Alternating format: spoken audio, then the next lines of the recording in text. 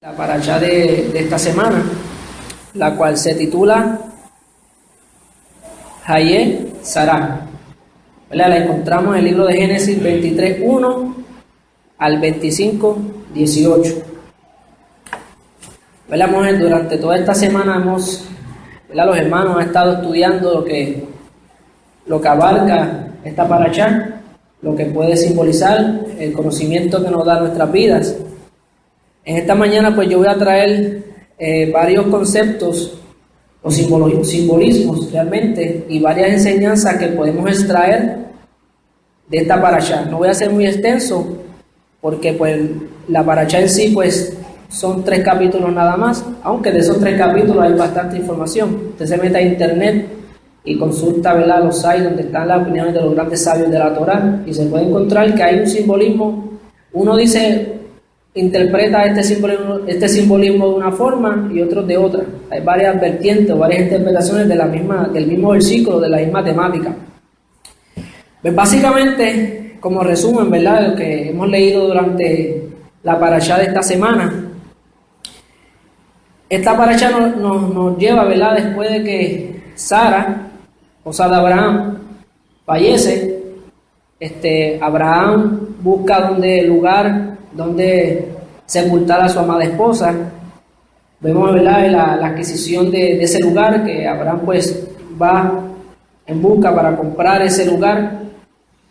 Más adelante, ¿verdad?, el capítulo 24 de Génesis nos habla sobre el casamiento de Isaac y Rebeca, cómo se dio este proceso de casamiento, ¿verdad?, este matrimonio que se dio, que básicamente es el matrimonio que por primera vez se registra bíblicamente, ya que vemos que Adán y Eva, Noé y su esposa, Abraham y Sara, nunca se vio exactamente cómo se conocieron. Obviamente sabemos que Adán y Eva pues parece lo hizo a los dos, pero no hay una narración bíblica que nos establezca cómo fue ese proceso de conocimiento entre esa pareja o cómo fue que se dio ese casamiento, lo cual más adelante vamos a darnos cuenta que nos trae un significado muy especial y también en términos mesiánicos y proféticos.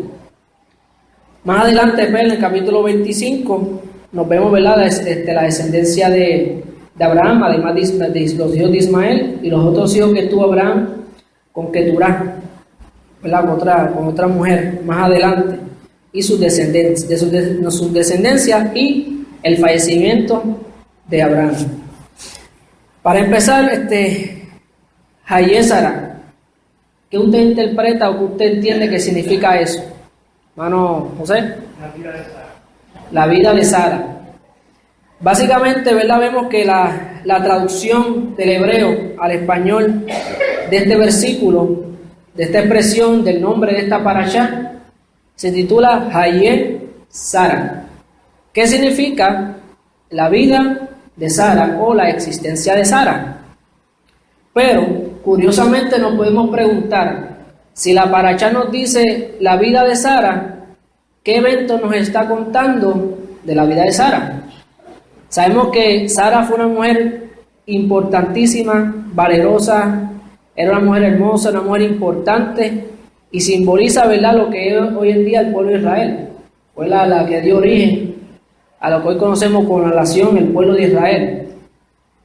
Pero en ninguno de esos versículos, cuando ella establece, ¿verdad?, esas funciones, se le llama una parashá con ese nombre, sino con unos eventos que más bien hablan de los eventos, lo que pasó después de su muerte. Y nos podemos preguntar por qué. ¿Por qué se llama la vida de Sara y nos estás hablando de su muerte, de su hijo, de su casamiento y la descendencia después de Abraham? ¿Sería algo contradictorio? Pues nos puede sonar como si fuera una contradicción o quizás una mala interpretación, una mala traducción, pero no es así. Vemos que en estos eventos nos habla de su fallecimiento, la compra de la cueva de Macpela, que fue donde fue enterrada, la boda de Isaac y Rebeca, que es Rivka en hebreo, y el casamiento de Keturah y Abraham. Nosotros sabemos que los sabios dicen que la vida del ser humano no se limita simplemente a los años de vida aquí en la tierra. Y no es que nosotros morimos y estamos presentes espiritualmente entre nosotros, sino que hay algo más allá. Y aprendemos de esta parashá que los eventos que van también después de la muerte de nosotros hablan de quiénes fuimos nosotros, de quiénes representamos y del legado que dejamos en esta tierra. Sabemos que muchos personajes bíblicos los conocemos hoy día, ¿por qué? Por su legado, porque vivieron de una manera y hay datos que nos dan a entender cómo vivió esa persona, aprendemos de esa persona, aprendemos de sus errores, de sus virtudes, y no solamente es esto una interpretación rabínica, sino es real en la vida social, en los estudios. ¿Quiénes de ustedes saben quién es Martin Luther King?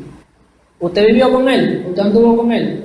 ¿Quién sabe aquí en el mundo de la música quién es Mozart, Beethoven, Chopin? Nadie de nosotros vivió con ellos. Sin embargo, ¿qué? Conocemos de ellos, sabemos cómo vivieron, sabemos lo que nos dejó, nuestro legado, dejó un legado. Y no solamente eso, sino que nos nutrimos de esas personas importantes y prominentes en nuestra vida hasta el sol de hoy. Nos nutrimos de mucha gente, ¿verdad?, que fueron importantes y dejaron una huella en este mundo, y nosotros aprendemos de ella. Y imitando ese legado o siguiendo ese legado, hacemos viva a esa persona en nuestra vida. Así, ¿verdad?, vemos al mismo Yeshua. Yeshua, ¿verdad?, caminó entre los discípulos, caminó entre mucha gente. Sin embargo, no fue solamente su vida lo que nos dejó, sino el legado después de su muerte y lo que simbolizaba después de su muerte. Vemos un versículo que se encuentra en el libro de Juan 21:17, si pueden acompañarme en la palabra.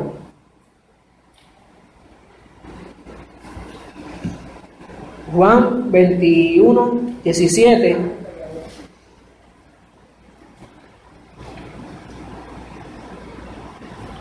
Dice así. ¿Lo tienen, hermanos? Dice así.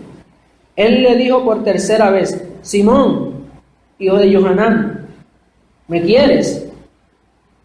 Kefas se entristeció de lo que le había preguntado por tercera vez, que si lo quería. Y él le dijo: Maestro, tú conoces todas las cosas, tú sabes que te quiero. Otra versión dice: te amo. Yahshua le dijo entonces: apacienta mis ovejas. Aquí vemos un evento en que después de la muerte de Mashiach, Pedro se entristece, se va a pescar, se va a hacer lo que el Mesías le dijo que no hiciera. Desde un principio, para el llamado que le dio. Sin embargo, vemos más adelante que estaba teniendo una conducta, o estaba actuando o haciendo cosas que no era lo que Yeshua le había enseñado. Y le pregunta curiosamente: ¿me amas? Sí, maestro, ¿sabes que te amo? Pues entonces, apacienta mis ovejas, cumple, sigue mi legado, al que te llamé. Así nosotros nos vemos reflejados también, porque el Padre Celestial nos llama a un ministerio, a un propósito aquí en la tierra. Y verdad, sería triste, quizás en este momento pues Pedro tuvo la bendición de que Yeshua se le presentó a él frente y lo hizo reflexionar, pero sería triste que tuviera que el Padre Celestial decirnos a nosotros: mira, me amas. ¿Qué haces con lo que te he dado?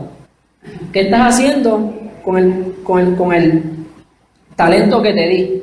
Lo que te enseñé. ¿Qué estás haciendo? ¿Estás siguiendo el legado? ¿Estás siendo tú un representante mío en la tierra? Eso nos da a entender de que debemos reflexionar también sobre estas cosas. De que a pesar de que Yahweh nos llama, hay veces que nos desviamos. Y aquí, así como le pasó a Kefas, sin embargo, el Padre es tan misericordioso que nos llama a tiempo para, ¿verdad?, para establecer, para poder cumplir nosotros el propósito por el cual nos ha llamado. Por eso es importante, ¿verdad?, que nosotros somos hijos, somos padres y somos abuelos. Y sería triste, ¿verdad?, que uno como padre, ¿verdad?, yo no soy padre ahora mismo, ¿verdad?, sabrá cuándo en el momento que sea, así será.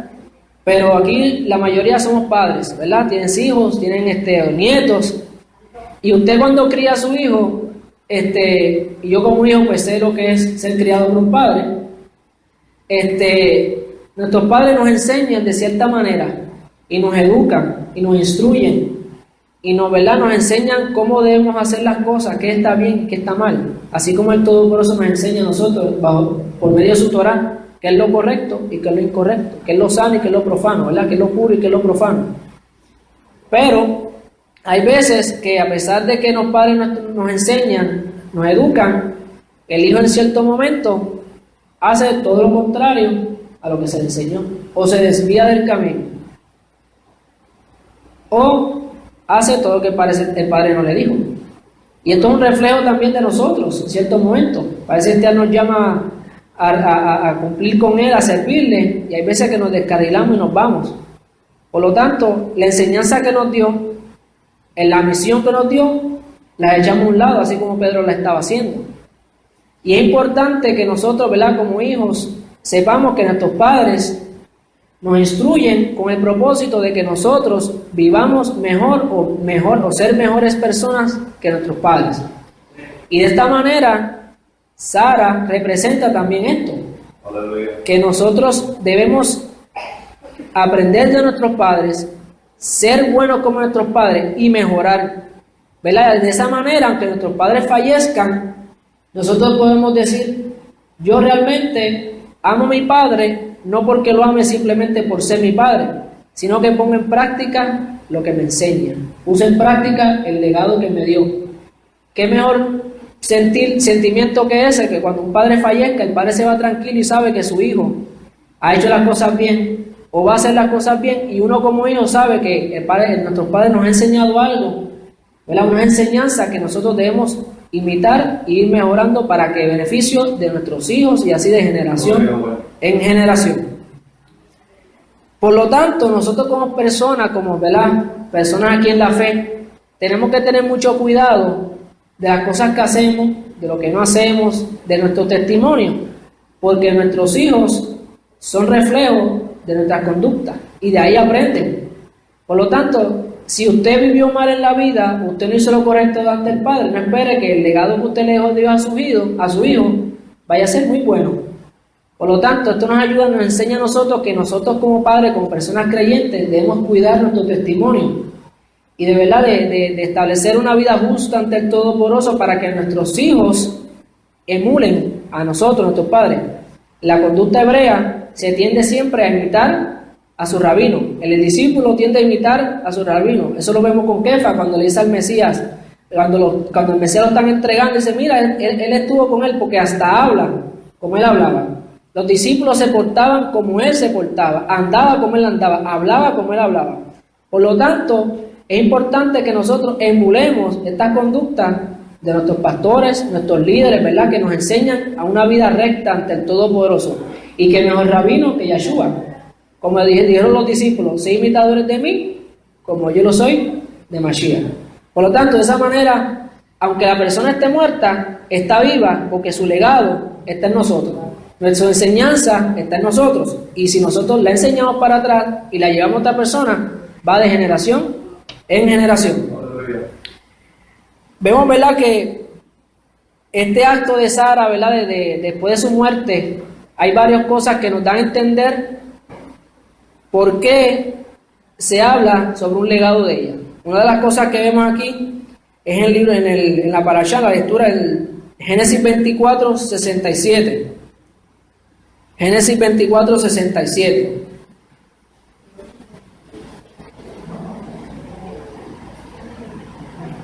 Alabado Yahweh Santo.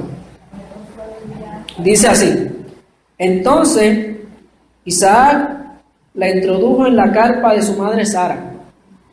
Aquí vemos, ¿verdad?, cuando Isaac va a tomar como esposa a Rebeca. Y qué casualidad, aunque en la vida, las cosas del Padre no hay casualidad, sino causalidades. ¿Dónde la introduce? En la carpa de su madre Sara. Podemos preguntarle, ¿por qué en la carpa de Sara? ¿Por qué no pudo haber sido en su propia carpa? O en la carpa de otra carpa. Y tomó a Rivka, Rebeca, como esposa. Isaac la amó y halló así consuelo después de la muerte de su madre. Aquí vemos, ¿verdad?, una enseñanza que se extrae de que Rebeca iba a seguir el legado de Sara. Vemos aquí claramente que Isaac sabía, tenía conciencia de que Rebeca iba a seguir el legado de su madre, y porque la introduce en la carpa de su madre. Es un tipo de simbolismo que da a entender que Rebeca iba a ser una próxima Sara, no una próxima Sara con reencarnación, sino en términos de su vida, de su ejemplo. Y vamos a ver más adelante eso, entre una diferencia que existe, varias diferencias que existen entre quién es Sara y quién es Abraham. Vemos que Sara fue madre de ¿quién? De Isaac. Y desde su nacimiento, Sara se encargó de que la bendición y las cosas buenas fueran dadas a él. Trató siempre de que la bendición del Padre Celestial, el flujo divino, fuera dado a su hijo. Pero, ¿por qué? Ella sabía, ¿verdad? Porque nosotros sabemos por términos, ¿verdad?, de conocimiento ya de la Torá, sabemos que Isaac era un símbolo de pureza, de cumplimiento de promesa. Pero vemos a Sara que cuando Abraham, ¿verdad?, primero tuvo a Ismael y después ya tiene a Isaac, Sara tiene a Isaac, ¿qué le pide Sara a Abraham? ¿Qué le dice? ¿Cómo? Que saque afuera a Ismael y que tenía que irse. ¿Por qué?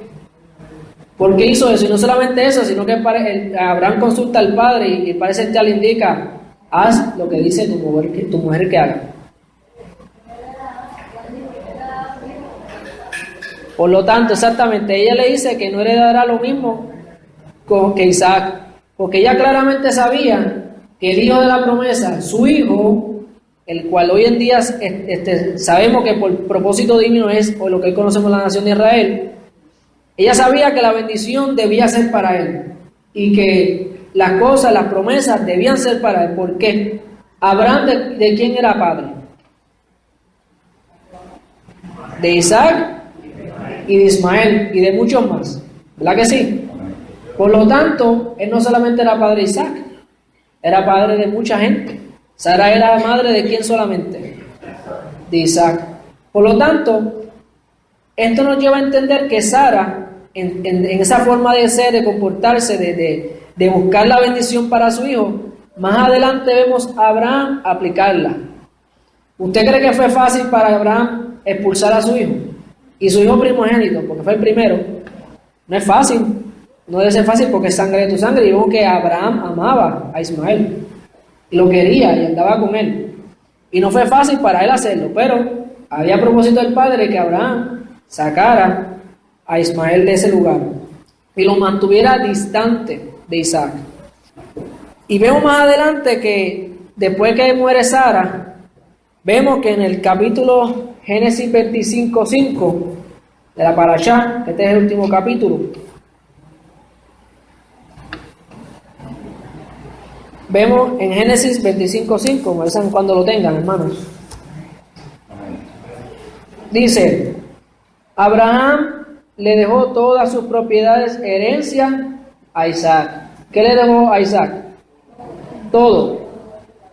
Todas las propiedades, todo lo que tenía de él era de Isaac. Pero a los hijos de Abraham por las concubinas le dio regalos mientras vivían y los envió lejos de su hijo Isaac hacia el este, a la tierra de Oriente. Vemos aquí claramente que Abraham, por medio del legado que le dejó Sara, tuvo en cuenta que la bendición y el hijo de la promesa era Isaac y que todo debía ser para él. Y lo vemos más aquí adelante cuando le dice que a los demás hijos les dio regalos. Abraham era un hombre pudiente de mucho dinero. Como hijo alguno, si tuviera hijos, obviamente le iba a regalar, porque obviamente a un hijo pues tú le regalas y estas cosas. Pero no solamente eso, sino que los envió lejos de Isaac, a tierra de Oriente. De esa misma manera, Sara quería que Ismael estuviera alejado de Isaac. Estuviera alejado. ¿Por qué? ella no quería que se contaminara con los demás hijos, o con las creencias o la influencia de los demás hijos, sino que sabía que ese hijo iba a ser algo especial. Y más adelante vamos a ver por qué es un prototipo de Mashiach, en cierto modo, porque también fue alejado, fue consagrado, fue apartado desde que nació por su madre para unos propósitos. Por lo tanto, desde el principio de su nacimiento ya se estaba cumpliendo esta simbología mesiánica entre Isaac y Yahshua. La parashá empieza diciendo, ¿verdad? Fue la vida de Sara 100 años y 20 años y 7 años, los años de la vida de Sara. Según la versión La Torá con Haftarot, Editorial Jerusalén de México. Esa es la versión que tiene nuestro amado pastor, ¿verdad? Que es una Torá. Curiosamente, si usted lee quizás otras versiones y algunas versiones de la Biblia también, dice que los años de vida de Sara tuvieron 127 años.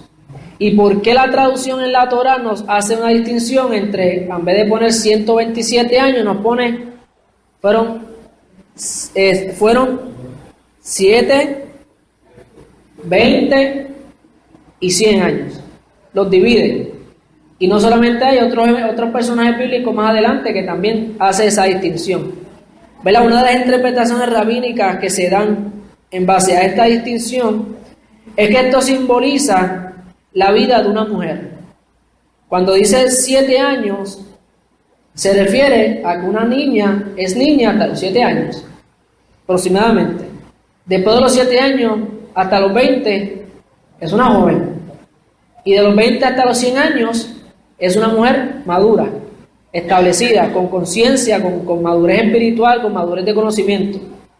Por lo tanto, ellos dicen que esto establece las diferentes etapas de una mujer, que Sara en este caso representaba las etapas de una mujer, y que no solamente eso, sino que la división entre 100 y 7 años y poner entre medio 20 años, los sabios dicen que simboliza que ella se mantuvo tan pura o tan entregada desde los 7 años como hasta cuando tenía 100 años. Vea, esta es una de las interpretaciones que nos da en base a este vocabulario que se utiliza aquí, ¿verdad?, en la Torá. Vamos entonces a hablar ahora de la sepultura de Sara. Vemos que el pastor hablaba anoche de que la pérdida de una mujer, de una esposa, especialmente para Abraham, no era algo fácil. Sabemos que cuando usted pierde a un ser querido, usted se lamenta, sufre, aunque usted sabe, y el que tiene conciencia de la palabra y de la fe, y el conocimiento de la Torah sabe que esto es no es un adiós, sino un hasta luego, ¿verdad? En términos de resurrección, de lo que es el despertar cuando venga, ¿verdad?, el Mesías. Pero vemos que a pesar de que Abraham sufrió, y podemos decir que es como mencionaba el pastor anoche, que esta era quizás la última prueba que debía superar nuestro patriarca Abraham. Algunos dicen pues que no, dependiendo de qué parte la pongan, ¿verdad?, de qué comienzo pongan la prueba. Pero sí, es una prueba, porque ¿para quién de nosotros el fallecimiento de alguien tan cercano como un hijo o una esposa puede ser algo fácil? ¿Verdad? Yo no he tenido pérdida así de un padre ni de un hijo, porque no tengo hijos, pero sí de seres queridos como abuelos, primos, y sí se duele. Y aunque la persona no sea tan allegada a uno sufre, uno siente, uno se lamenta, porque sabe que físicamente no va a estar con él. Y mucho más, hablando del legado, cuando nuestros padres nos fallecen y no fuimos buenos hijos, el dolor es aún peor. ¿Por qué? Porque no supimos ser buen hijo ni complacer a nuestros padres en vida, y solamente hay una oportunidad para eso. Solamente hay un padre y una madre, y hay unos años de vida establecidos por el padre, que si tú no fuiste buen hijo en ese momento, cuando te falte tu padre te vas a dar remordimiento, te va a quedar cargo de conciencia de que yo no ayudo a mi padre, y más cuando los padres entran en una edad mayor, ¿verdad?, que necesitan más de uno de los hijos, necesitan que uno esté ahí, que los ayude. Qué peor en ese modo que nosotros, por no ser buen imitadores de nuestros padres, no seguir su legado, al fallecer alguien tan querido como ellos, nos sentimos adoloridos primero porque ya no van a estar, y mucho más si no fuimos buenos hijos. Por lo tanto, usted como hijo, los que estén aquí, debemos tener conciencia de que parece este el mandamiento que nos dice: honra a tu padre y a tu madre, ¿verdad? Para que los días de nuestras vidas salga alguien sobre la tierra, que Yahweh nos da.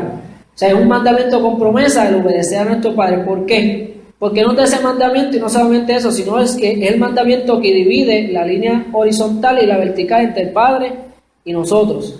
¿Por qué? El amor y la obediencia de nuestros padres es el prototipo de amor y obediencia a nuestro Padre Celestial. Porque ¿de qué nos vale amar al Padre Celestial, obedecer su Torah, pero nuestros padres no los amamos, no los cumplimos, no los obedecemos? O no solamente eso, yo considero que es imposible obedecer a tus padres y obedecer al Padre Celestial. Si tú no obedeces a tus padres, difícilmente puedes obedecer al Todopoderoso. No solamente eso, aunque tú cumplas todos los mandamientos, ese te va a faltar. Por lo tanto, no estás cumpliendo, estás incompleto. Y es menester de nosotros, de verdad, de seguir ese legado de nuestros padres, las enseñanzas, y amarlos y obedecerlos. Y vemos que para Abraham la muerte, aunque no era su madre, no era su madre, era su esposa. Y representaba lo más preciado para él. Representaba, ¿verdad?, el alma de él. Representaba la esencia hermosa, el Yesef Tov de él. Por lo tanto, la pérdida de su mujer no era cualquier cosa. Aunque él tenía conciencia de que sabía que, aunque eso no estaba escrito en ese momento, de que había una vida después de la muerte.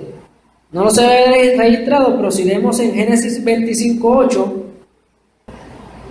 Génesis 25:8 nos dice: y Abraham exhaló su último suspiro, muriendo en edad bien avanzada, viejo y contento. ¿Qué mejor que eso, verdad?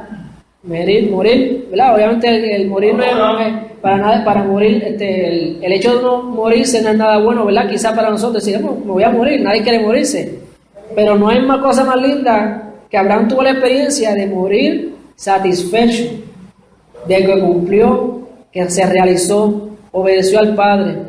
Fue un justo, además de un justo, ¿verdad? Fue una persona hasí, que viene de la palabra hasídico, era una persona amable, que se encargaba de ser hospitalario, de darle la bendición que él tenía, dársela a otro. Por lo tanto, esa interpretación, ese vocabulario que se utiliza ahí cuando dice murió en edad bien avanzada, viejo y contento, ¿verdad? No es lo mismo que usted esté viejo y triste y amargado a morir viejo y contento, ¿verdad? Sabemos que no es nadie bueno que uno se muera, pero es mejor viejo y contento, ¿verdad que sí? Uno se muere como que dice, con una sonrisa en la boca, ¿verdad que sí? Eso es así. Y es importante, por eso es bueno, ¿verdad?, que nosotros en los años que el Padre Celestial nos regala de vida, aprendamos a utilizar esta vida que nos da, para que cuando llegue esa etapa que nos va a llegar, podamos decir como Abraham y llegar hasta ese nivel de Abraham de morir contento. ¿Por qué? Porque dejé un legado, cumplí con el Padre, hice lo que el Padre Celestial me mandó, fui realizado. Y no solamente eso, sino que cuando él fallece, dice, y se unió a sus parientes. ¿Por qué dice esta expresión? Y se unió a sus parientes. Podemos decir, pues quizás que murió, pues todos murieron, pues están unidos. No necesariamente.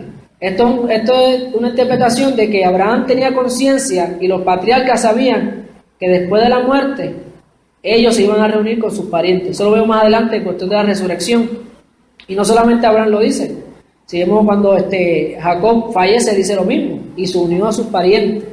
Por lo tanto, Abraham, aunque sufría por su mujer, sabía que después de su muerte iba a ser reunida con ella. Obviamente eso va a tener cumplimiento cuando venga la resurrección.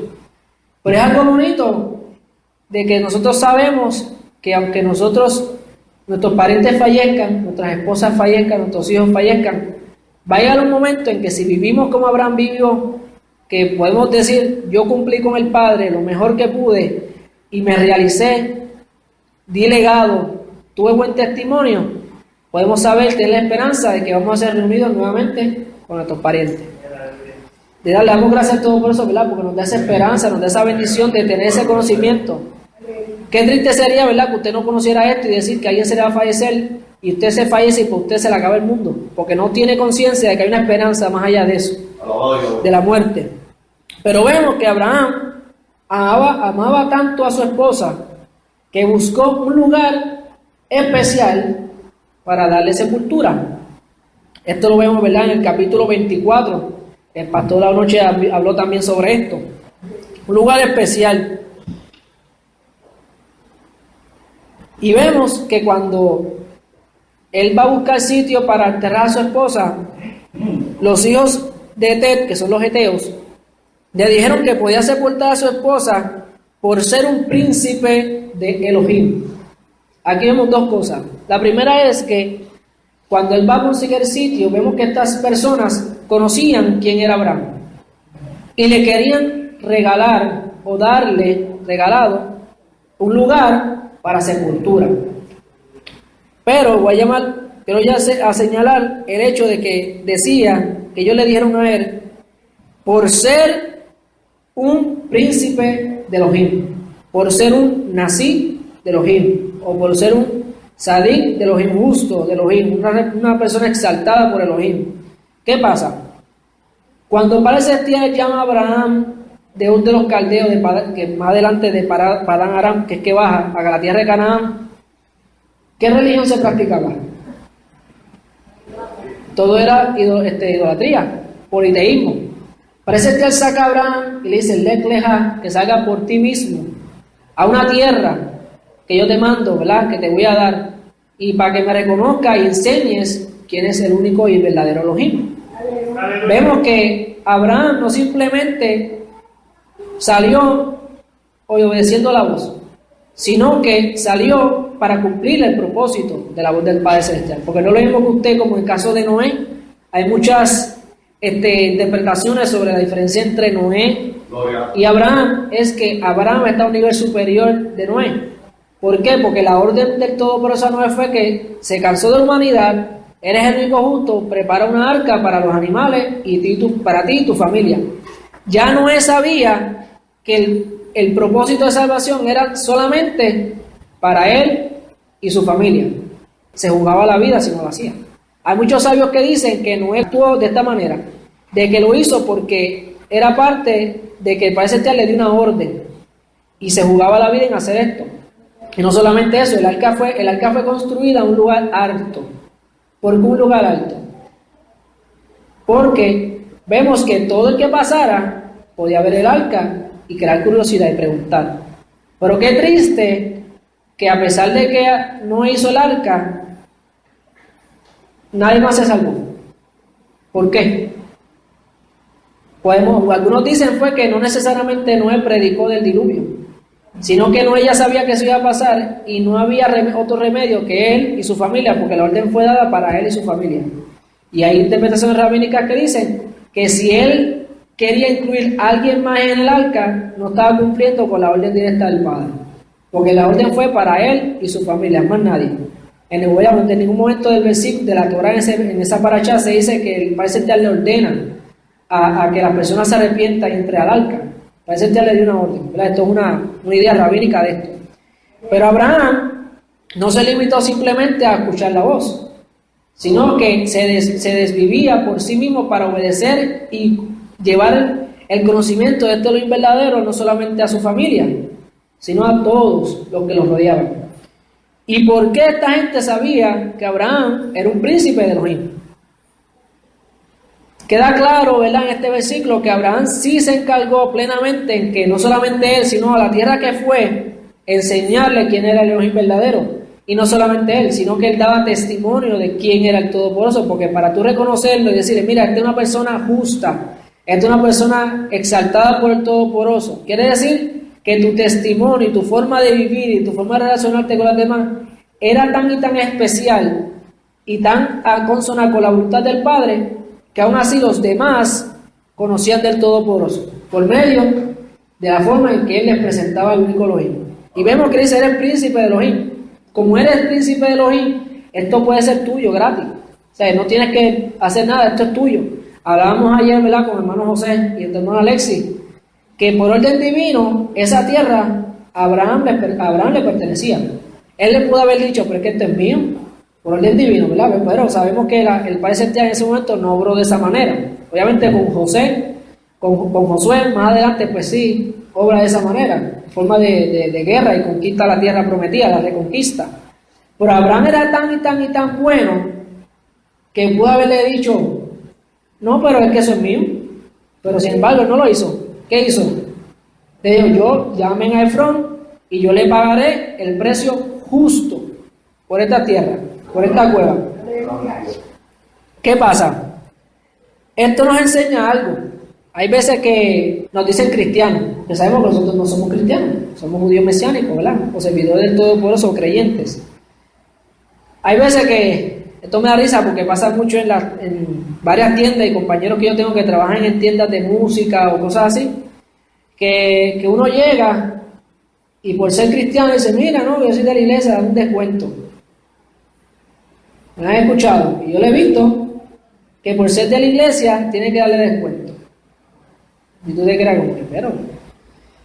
Y no solamente eso, aquí vemos que Abraham, a pesar de que era un hijo de Elohim, un exaltado de Elohim, no lo quería regalado. Simplemente quería pagar el precio justo. Por eso, por la tierra. ¿Qué nos enseña esto? A que no siempre lo regalado o con descuento es bueno. O es lo ético o es la voluntad del Padre. Y no es que, ¿verdad?, que si usted le da un descuento, usted va a decirle que no, o sea, Baruch Hashem sí pasa. Pero el hecho de que Abraham lo hiciera le ofrecieron el beneficio y él dijo que no. No es lo mismo que usted vaya a pagarle y le dé un descuento, son otros 20 pesos. Pero esto nos enseña a que nosotros siempre debemos ser justos hasta en eso. Debemos ser ejemplos hasta en eso. De que si por qué nosotros ser hijos de Todopoderoso debemos pagar menos. Obviamente para ese a veces nos da esa bendición. Pero Abraham establece claramente que hay que hacer las cosas justamente. Y no solamente eso, ¿verdad? Vemos que muchas interpretaciones rabínicas dicen que el precio que le dio Efrón por esa cueva era demasiado alto. Era tan y tan alto que conllevaba muchos salarios de hombres, de salario con ese pago podía pagarle a un montón de gente durante un par de años. Pero ¿qué pasa? Abraham estaba buscando cueva, sepultura, ¿para quién? Para su esposa. No era cualquier persona. Él no se podía dar el lujo de darle a su esposa algo regalado, aunque estuviera muerta. Él sabía que era algo especial, no era cualquier cosa y había que dar lo mejor y lo justo por esa cueva y de verdad por ese lugar de entierro. Y vemos que la cueva se llamaba Macpela. Esto lo vemos en la Parashá. Y Macpela tiene un significado. Esto lo vemos, ustedes si lo leen en español no lo va a entender, pero si busca las concordancias y las traducciones del hebreo, nos dice que eso significa doble, o cueva doble, o tumbas dobles. ¿Por qué? Sabemos que hemos estudiado desde que empezó el ciclo de las Parashá, de las lecturas semanales, que no hay nada en la Torá que no tenga un significado. Obviamente, quizás si no lo tienes porque todavía no estamos al nivel para entenderlo, o no hemos llegado a ese momento para poder entenderlo. ¿Verdad? Pues si nos sorprenderemos, quizás la Parashá del año pasado, en esta misma lectura que hemos tenido, no se haya profundizado en estas cosas. ¿Por qué? Porque no hayamos llegado a ese nivel. A la medida que usted va buscando y buscando, más adelante va adquiriendo bajo el Espíritu Santo, la presencia del Ruach HaKodesh del Todopoderoso nos da y nos ilumina para entender más y más la palabra del Todopoderoso. Y Macpela significa cueva doble o lugar doble. ¿Qué puede significar esto? Sabemos que el lugar que está buscando era esa cueva, ¿para qué? Para enterrar a su esposa. Y si dice que es una tumba doble o una cueva doble, pues no sé, como que tiene que ver, hay algo ahí. Para él también, ¿verdad? Podemos decir que era para él también. Pero también puede ser para otra gente también. Podemos decir eso. Vamos entonces al libro de Génesis 49. Génesis 49. Está este versículo de la Parashá, pero vamos a tomar como referencia para llegar a una interpretación de este significado de Macpela. Génesis 49, precisamente del 29 al 33. Génesis 49, del 29 al 33. La versión que estoy leyendo es de la versión israelita nazarena. Dice, hablando aquí Jacob, entonces los instruyó diciéndole, estoy a punto de reunirme con mi pueblo. Ahí vemos la expresión nuevamente como dio Abraham cuando murió, iba a reunirse con su pueblo. Ahí la vemos nuevamente. Entiérrenme con mis padres en la cueva que hay en el campo de Efrón, el hitita o hitita, la cueva que está en el campo de Macpela, frente a Marme, en tierra de Canaán. El campo que Abraham le compró a Efrón, el hitita, para lugar de sepultura. Allí enterraron a Abraham y a su esposa, Sara. Allí enterraron a Isaac y a su esposa Rivka.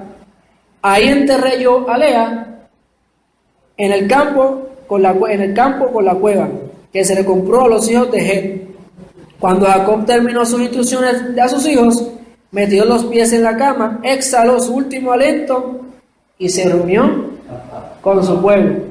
¿Verdad? Aquí vemos claramente de por qué esta cueva se simboliza cueva doble.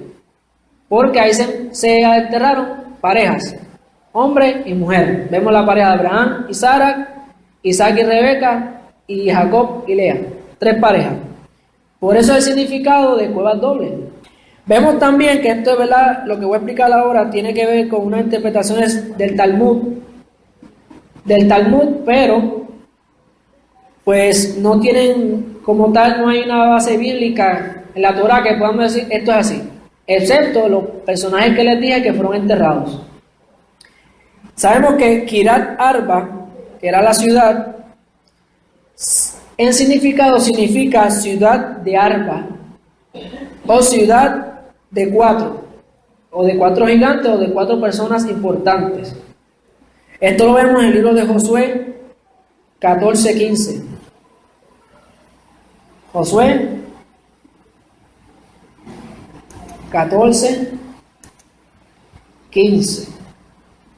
Le menciono este versículo porque pues hay ciertas variantes de interpretación.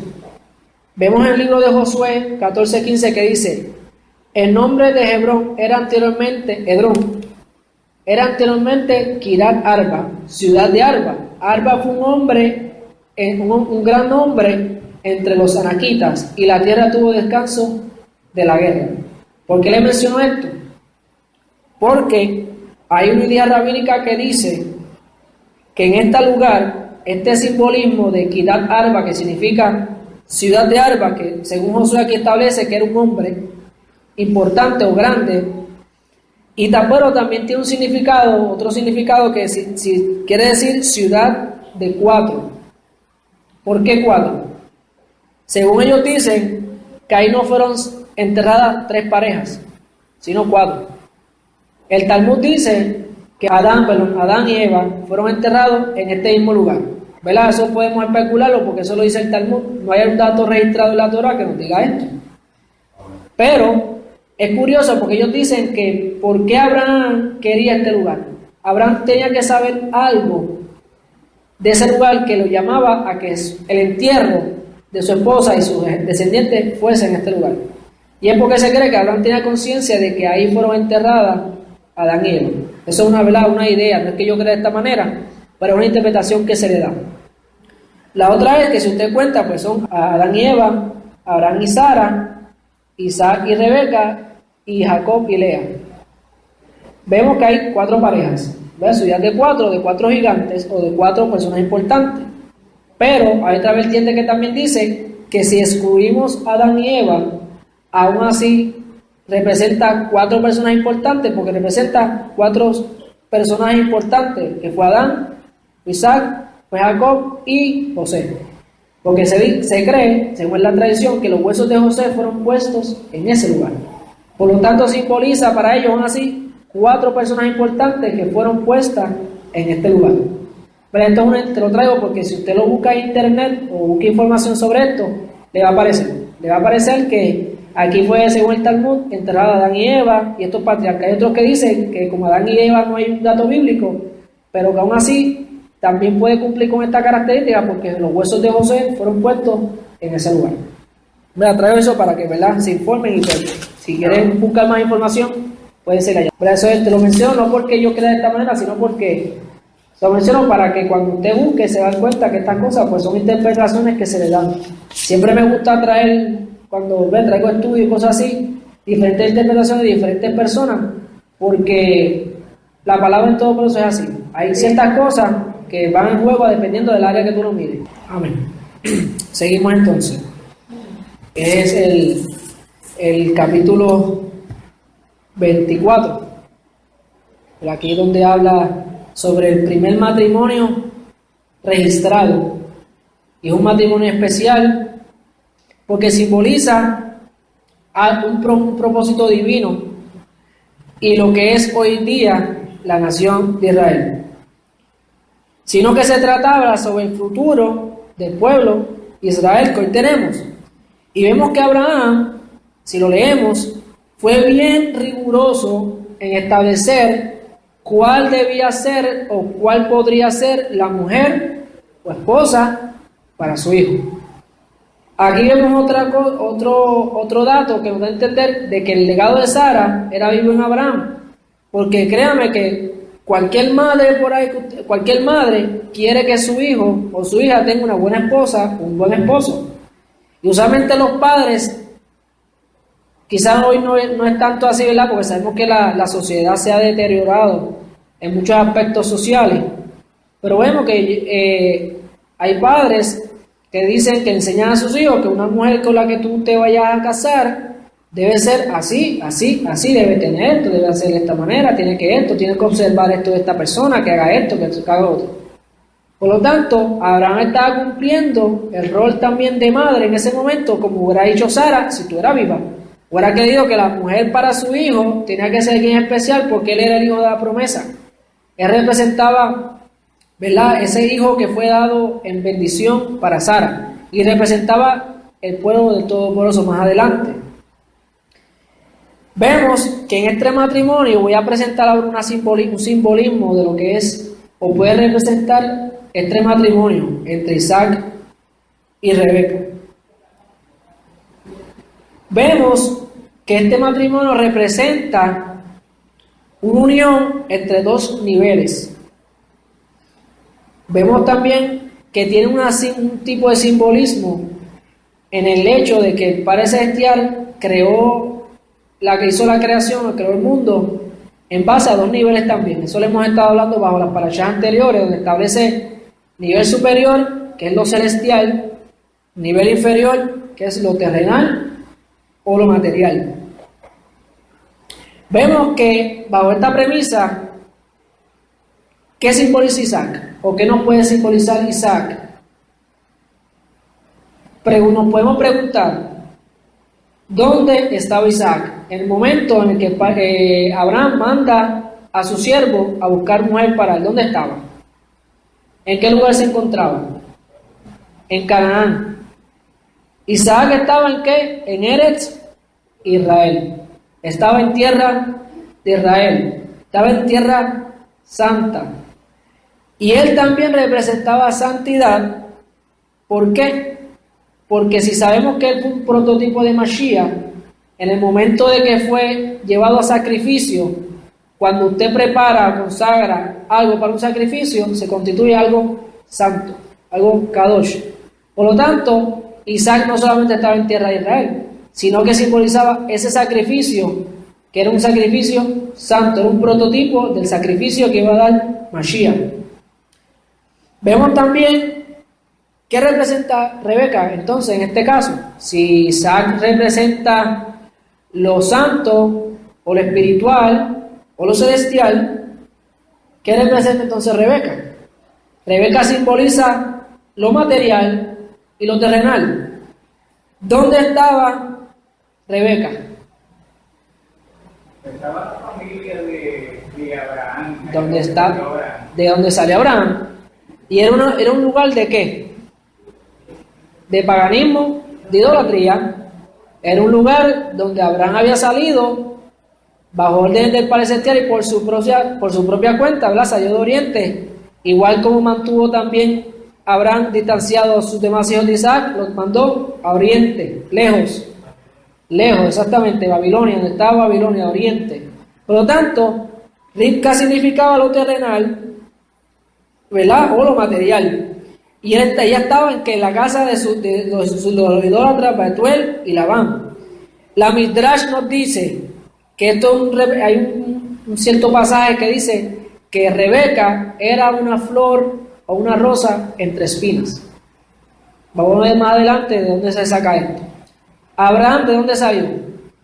De tierra pagana. Sabemos que salió de ahí. Obviamente, según la tradición nos dice, Abraham se cuidó de muchas de estas cosas y rompió los ídolos de su padre. Pero salió de ahí.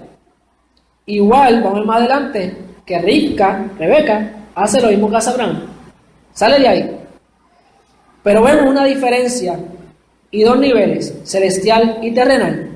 Y este matrimonio tiene una representación entre estos dos extremos.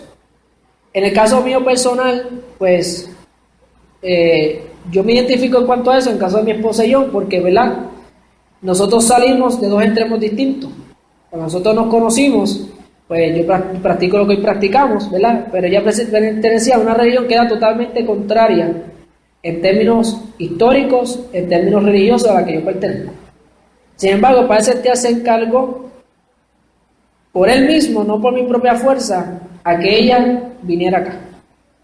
Y fue de su propia boca, su propia decisión de venir acá. Muy parecido a lo que es Lech Lecha.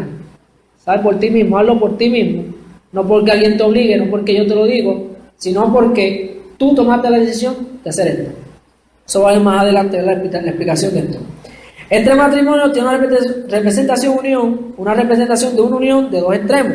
Podemos decir de espíritu y materia, como no puede subsistir la carne sin el alma o el alma sin la carne, el alma y el cuerpo. Esto también es representativo de los mandamientos. ¿Por qué?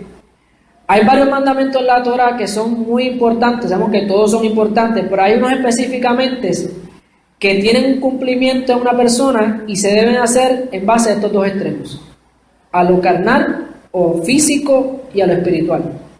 Vemos en este caso varios mandamientos que parecen tener orden. Cuando nosotros celebramos la fiesta de los panes sin levadura, ¿qué dice el mandamiento que hagamos?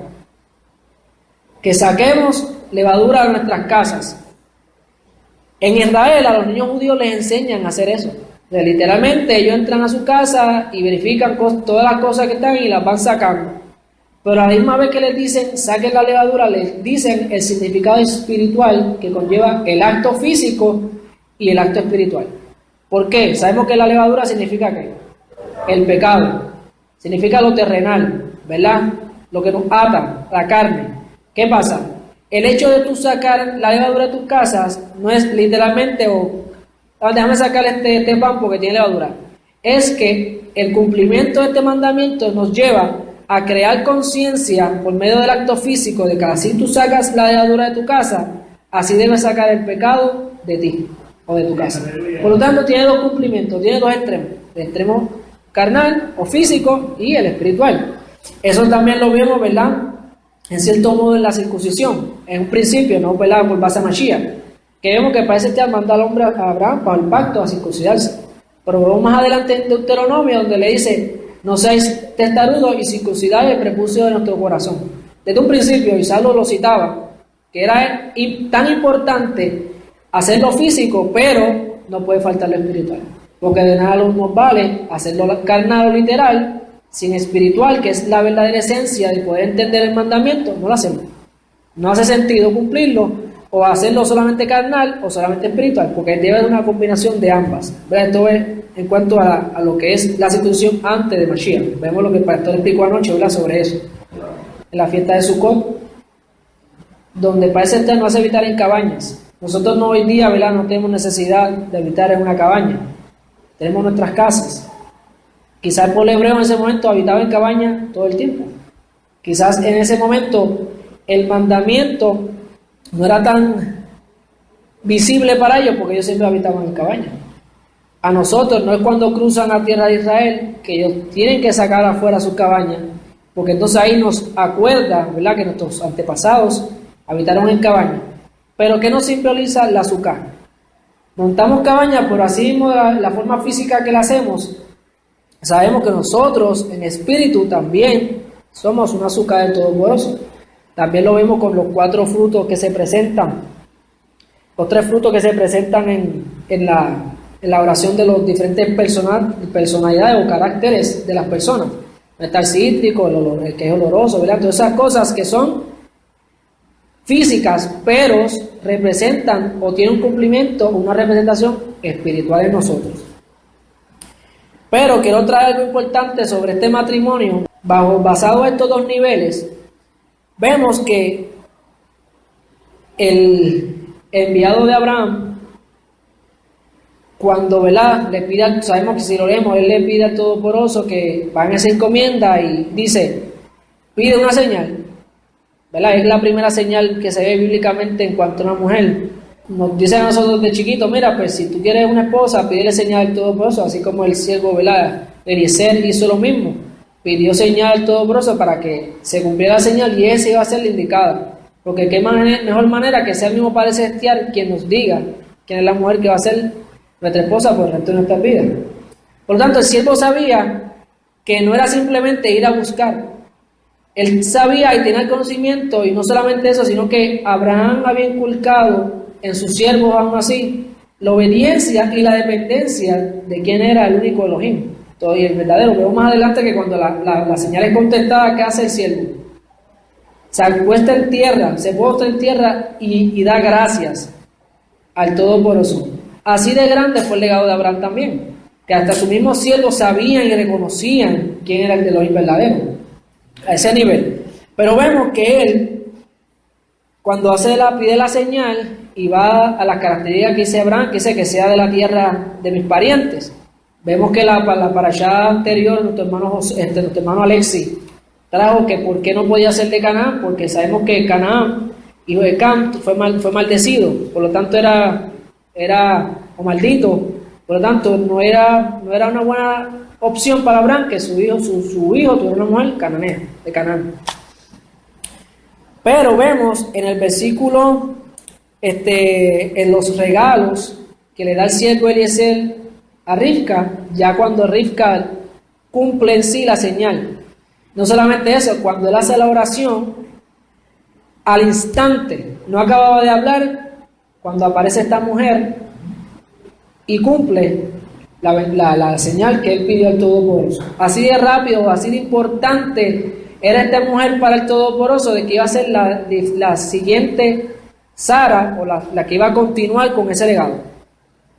Vemos que él le regaló, dice aquí, estoy leyendo la versión israelita nazarena, cuando los camellos acabaron de beber, el hombre tomó un anillo de nariz en oro que pesaba medio ciclo o medio shekel, y 2 brazaletes de oro para ella que pesaban 10 ciclos.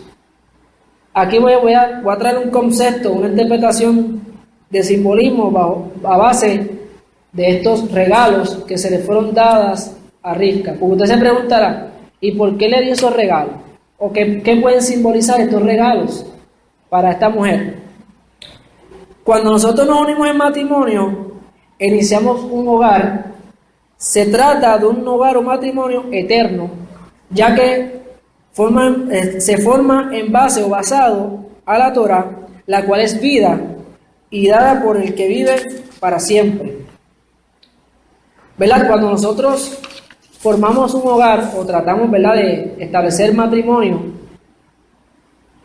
no puede ser como los matrimonios que son, ¿verdad?, podemos decir, el que es ajeno a la Torah del Padre Celestial.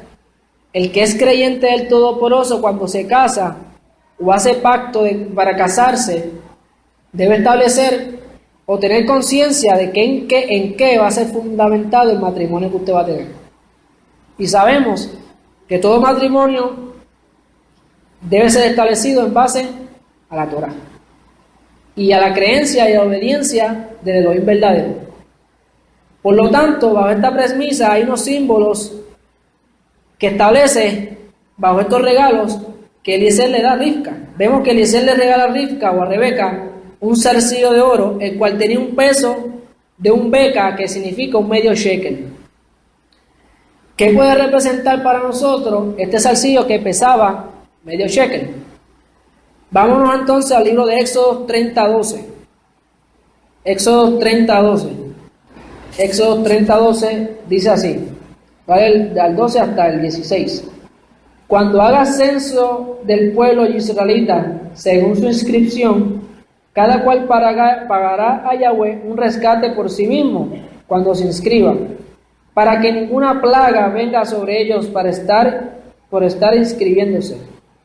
Esto es lo que paga cada uno de los que se inscriban: medio shekel conforme al peso del santuario, 20 geraf por shekel, medio shekel como ofrenda a Yahweh. Todo el que se inscriba en el registro desde los 20 años de edad en adelante dará la ofrenda a Yahweh. El rico no pagará más, ni el pobre pagará menos de medio shekel cuando den la ofrenda a Yahweh como expiación por sus personas. Tú recibirás el dinero de expiación de los israelitas y lo asignarás al servicio de la carpa de reunión. Le servirá a los israelitas como recordatorio delante de Yahweh, como expiación por sus personas. Aquí vemos que este anillo o este arete de oro, que pesaba ¿cuánto? Medio shekel. Según los sabios dice que esto hace relación a este mandamiento. ¿Por qué este mandamiento? Porque este shekel, este medio shekel representaba a quiénes, a cada uno de nosotros, ¿verdad? O en ese caso cada uno de ellos, que cada cual iba a dar de sí su medio shekel para expiación por Yahweh, para que las plagas no fueran para ellos. ¿Y que fuera para qué? Para el servicio en el templo. Aquí vemos un simbolismo de que este anillo simbolizaba el sacrificio y la obediencia al Todopoderoso. ¿Por qué? ¿Para qué se utilizaba este medio shekel? Para el sacrificio, para lo que simbolizaba el templo, el servicio de Yahweh en el templo. Por lo tanto, simbolizaba el servicio de nosotros al Todopoderoso. No solamente ahí, Eliezer le regala 2 brazaletes y entre los dos pesaban 10 shekels. Hemos estudiado durante estas varias parashá que el número 10 simboliza algo muy importante. Significa Yod, significa la mano del Todopoderoso en su voluntad con el hombre. Vemos también los 10 dichos de Yahweh en la creación, los 10 mandamientos. Y estos 2 brazaletes tienen un simbolismo de esos 10 mandamientos que engolan o simbolizan la obediencia a Yahweh en un matrimonio. No solamente la obediencia o el sacrificio, sino la obediencia también a sus mandamientos. Y si este matrimonio era basado, tenía que ser basado en la Torah, como lo es todo mandamiento, todo matrimonio, este hecho de que este siervo regalara estos 2 brazaletes da un simbolismo de que estos 10 shekels simbolizaban los 10 mandamientos. Si vemos que Isaac representaba lo celestial o lo espiritual y Rivka lo terrenal, vemos los 10 dichos de Yahweh en la creación, los 2 niveles de la creación, lo celestial y lo terrenal. Si vemos también en términos de la Yod, era a propósito del todo, por eso el Padre Celestial obró bajo la petición de este hombre, utilizó ¿qué? Su mano, dio su mano y intervino ¿para qué? Para un propósito entre el hombre y Yahweh. Por lo tanto, de todas maneras, tiene un significado que nos lleva al Todopoderoso, a la voluntad divina, a la Yod, al nombre, a la primera letra del nombre sagrado de Yahweh. Y esto nos enseña también de que en la unión de los 2 materiales, de los 2 extremos, de que los 10 mandamientos en origen fueron inscritos en piedra. ¿Por qué? Vemos que la ley, la original, de antes de Moisés romperla, tirarla al suelo, fue inscrita por el Todopoderoso en piedra. Sin embargo, la ley que tenemos hoy día, o los mandamientos que tenemos después de ahí, ¿cómo fueron? Escritas. Se unieron 2 materiales, la tinta y el papel. Sin embargo, esto nos enseña, ¿verdad?, en base a la interpretación de esto, es que el propósito del Todopoderoso en su origen no era que la ley fuera ajena o la escritura fuera ajena de la piedra, sino que fuesen una sola cosa. Ellos interpretan que al ser escrita en papel hubo una leve separación entre la tinta y el papel, porque en su origen era una sola cosa. Que eso es lo que debemos llevar nosotros. Si leemos el libro de Santiago, uno dice: porque sean practicantes de la palabra pero sean practicantes de la palabra y no solamente oidores, porque se engañan a sí mismos, porque cuando alguien es oír de la palabra y no hacedor de ella, este parece el hombre que mira su cara natural en un espejo. Si mira a sí mismo y se mancha, y enseguida olvida cómo era.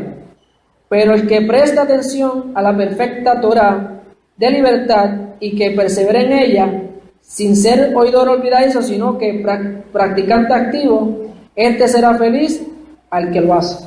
Aquí parece que establece esos dos niveles, de que a la palabra al ser escrita en papel y ser escrita a lápiz, en su origen son dos materiales distintos, pero deben cumplir la esencia del original, que sean una sola cosa. ¿Por qué? Porque no es lo mismo usted escuchar la palabra, ser oidor de la Torá, si no la vive. Para que la Torá tenga efecto en nosotros, ¿qué debe pasar? Tenemos que vivirla, tenemos que hacer una sola cosa. No solamente escucharla y conocerla, sino vivirla y practicarla, que sea parte de nosotros, que sea inscrita en nuestros corazones. Por eso es que se la pondré en su corazón, para que sean parte con nosotros, sean una sola cosa en nuestro corazón. No sea solamente un papel escrito, yo escucho y pues escuché eso, pero que si no en nuestro corazón está que inscritas.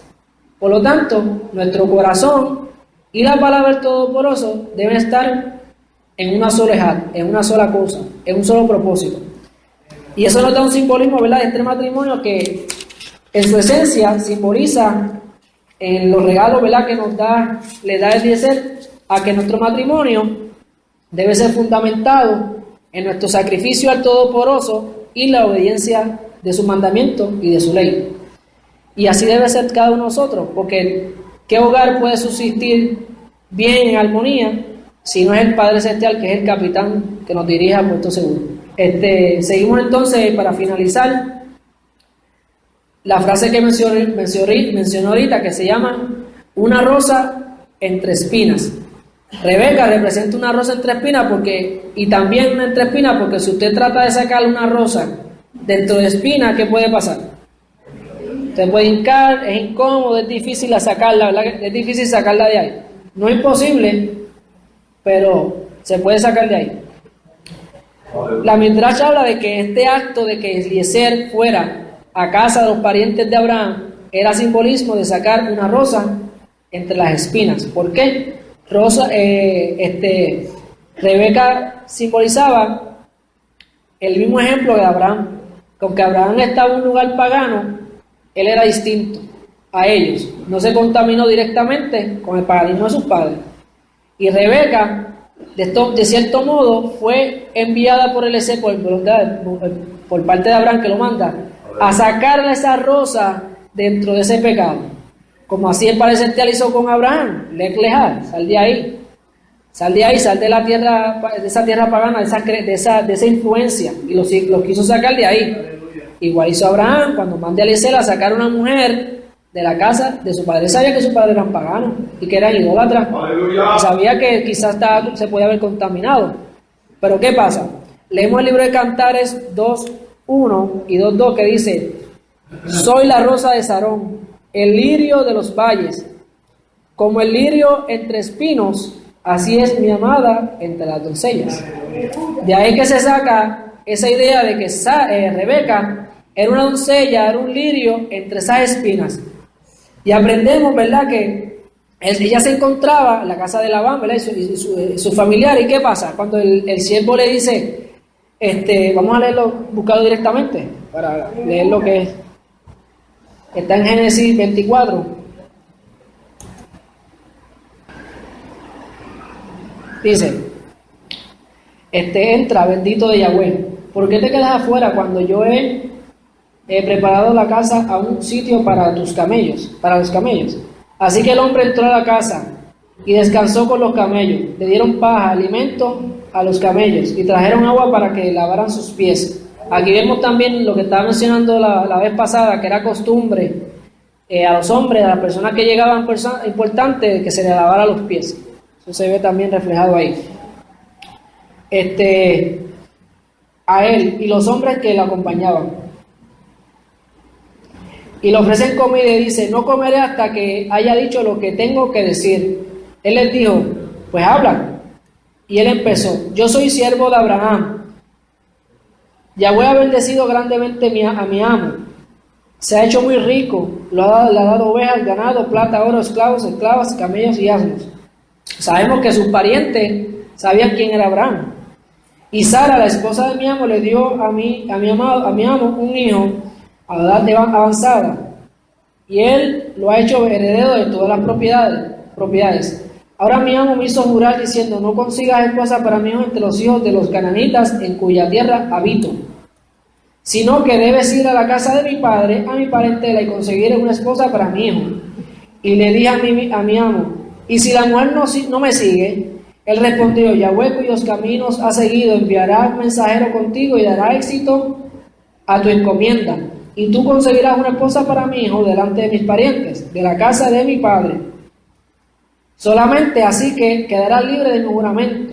Si cuando llegues a donde mis parientes, ellos se te niegan, solo entonces quedarás libre de mi juramento. Hoy llega al pozo y dije, oh Yahweh Elohim de mi amo Abraham, si tú de veras dieras éxito a esta encomienda a la que voy comprometido. Cuando yo estaba parado junto al pozo, dije que la joven que salga a sacar agua y diga, por favor, déme beber un poco de agua de tu cántaro, ella responda, pues usted beba, también sacaré agua para sus camellos, que sea esa la esposa que Yahweh ha preparado para el hijo de mi amo. Apenas había acabado de orar en mi corazón, o sea que tampoco lo hizo en voz alta, sino algo interno. Salió Rivka con su cántaro al hombro y bajó al pozo y sacó agua. Entonces le dije, por favor, dame un trago. Ella bajó enseguida con su cántaro y dijo, veo usted y también habré de beber sus camellos. Así que yo bebí y también bebieron mis camellos. Yo le pregunté, ¿de quién eres hija? Ella dijo, la hija de Betuel, hijo de Nahor, el que le dio Milca, y le puse un anillo en su nariz y los brazaletes en sus brazos. Entonces me incliné y homenajé a Yahweh y bendije a Yahweh, al Elohim de mi amo Abraham, que me guió por el camino correcto para conseguir la hija del hermano de mi amo para su hijo. Ahora, si tienen intención de tratar a mi amo con verdadera bondad, díganmelo. Y si no, díganmelo también, para yo dirigirme a la derecha o a la izquierda. Se estaba pidiendo de que si usted la dejaban ir, pues entonces cumplía la encomienda. Y si no, pues tenía el siervo era libre de ese juramento. Eso fue las condiciones que le estableció Abraham para conseguir la mujer de su hijo. Entonces, y el asunto fue decretado por Yahweh. Entonces Labán y Betuel respondieron, el asunto fue decretado por Yahweh, no te podemos hablar bien ni mal.